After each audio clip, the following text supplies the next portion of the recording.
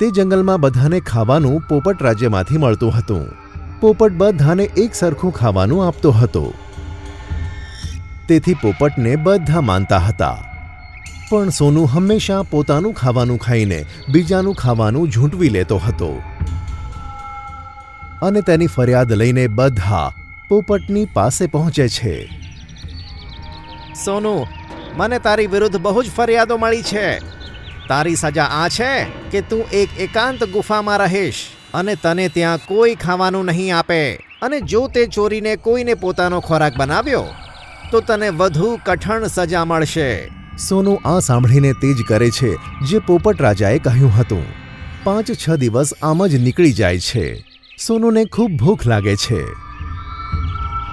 તે ચૂપચાપ ઉડીને બહાર શિકાર માટે નીકળી જાય છે, જેથી પોપટ રાજાને ખબર ના પડે, અને તે એક પક્ષીને મારીને તેને પોતાનો ખોરાક બનાવી દે છે.